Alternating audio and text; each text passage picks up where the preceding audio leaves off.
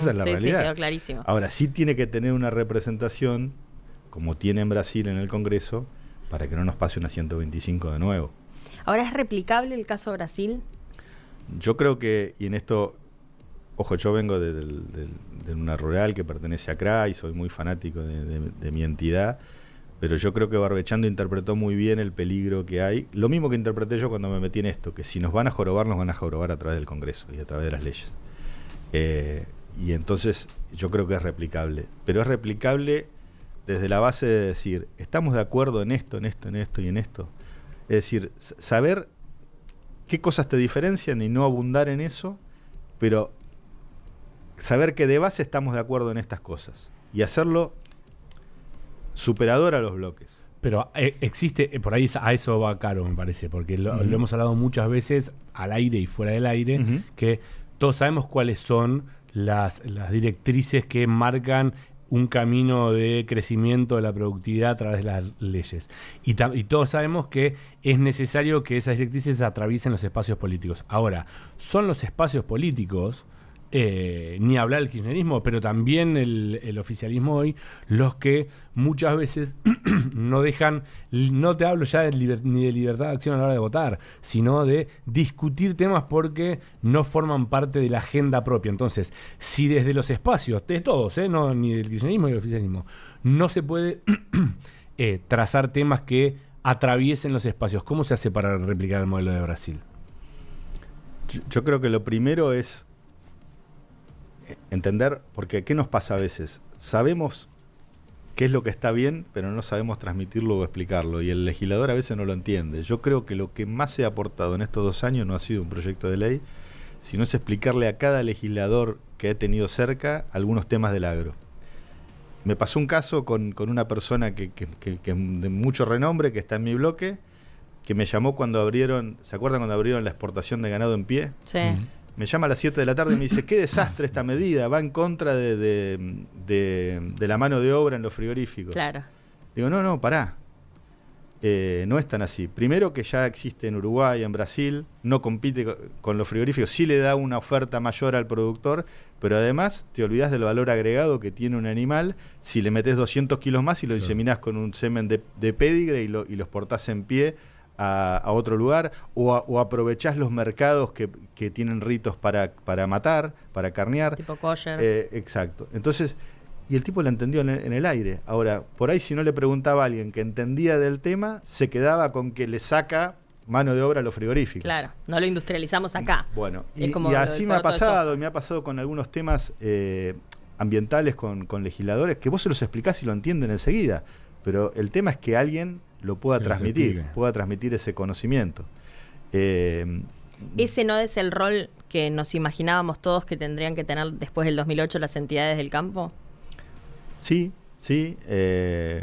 Hay camadas de dirigentes, hay veces que sí, hay momentos también. Sí. En el 2008 tuvimos una camada de dirigentes, creo que excepcional en todas las entidades, que por lo menos permitió la unión de las 4 entidades, y había gente incluso que no es de mi entidad, pero bueno, mi entidad estaba Mario Llambías, que un tipo de mucho nivel, pero estaba Luciano Míguez, que era un tipo de excelente nivel en la sociedad rural argentina, que entendieron que se tenían que juntar.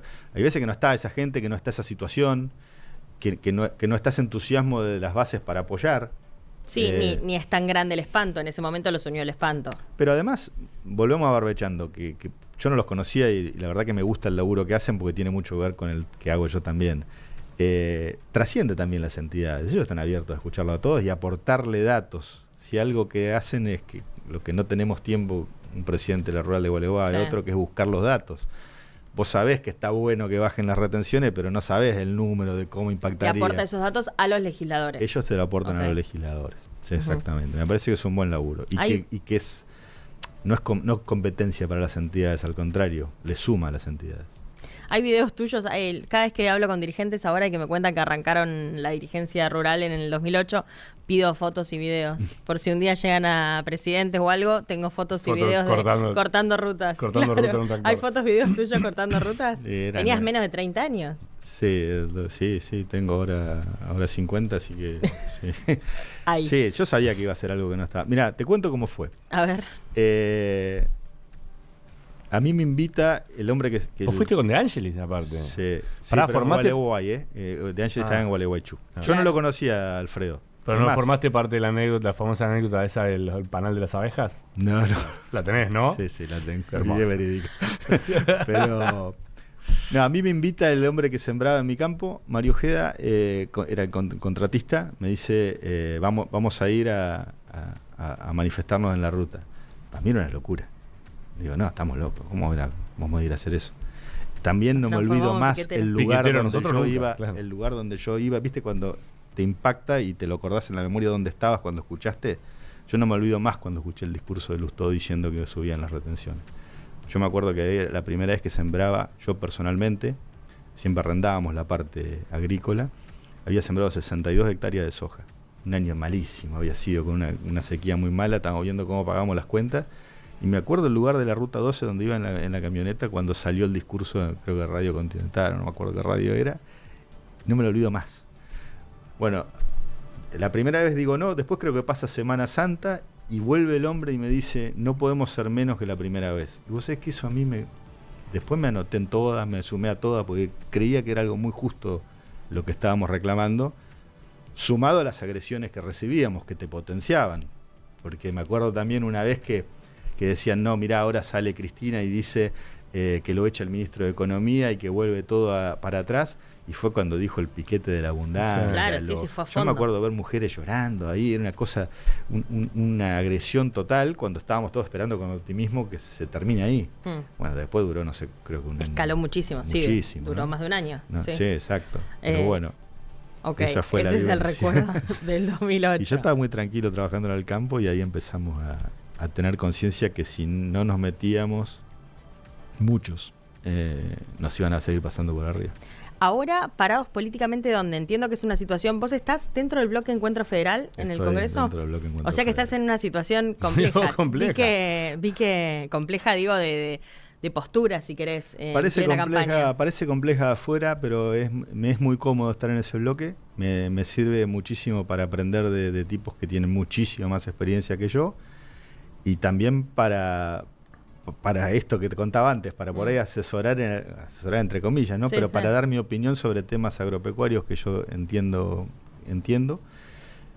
Pero ¿Con mi quiénes compartís referencia bloque ahí? con Miguel Ángel Pichetto, con Emilio Monzó, con Margarita Stolbizer, con Randazzo, con Nico Mazot, Bueno, con Agos Carreño, con todos los de Monzó, Córdoba. Stolbizer, que están van con su propia lista, con su propio frente en estas elecciones, tienen, por ejemplo, en la ciudad de Buenos Aires una alianza con Lustó. Ahí es donde se empieza como a mezclar un montón. No, la política tiene mucha mezcla. Tiene mucho de Lo que hay eso. que saber dónde estás parado vos siempre. Ok.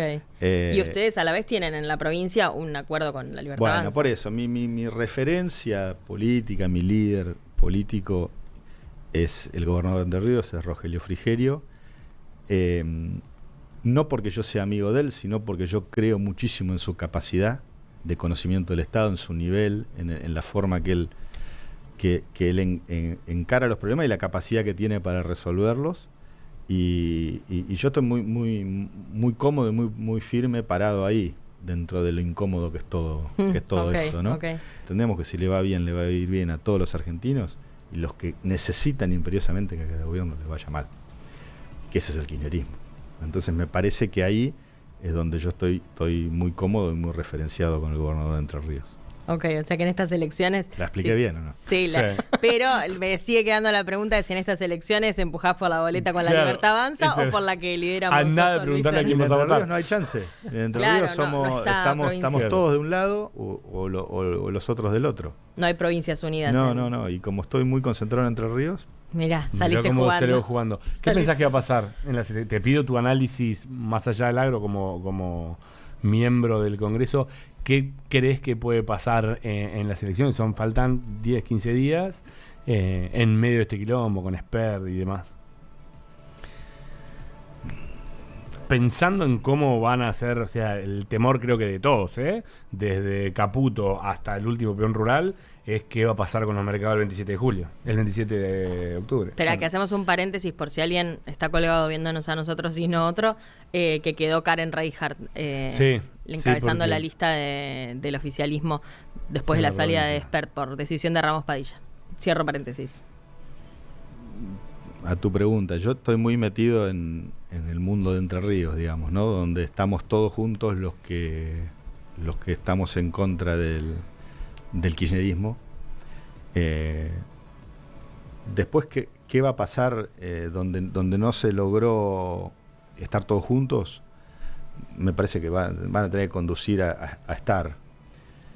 No, yo no creo en la dicotomía de que es una cosa o la otra. Para mí siempre hay algo en el medio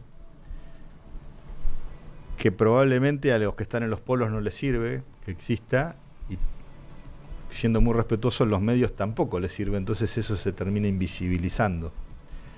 Ya te digo, no es el caso de Entre Ríos, pero me parece que hay si querés llamarle un centro moderado, al que el gobierno va a tener que recurrir para que lo ayude, porque lo quiere ayudar. El problema es que las formas no fueron las mejores hasta acá.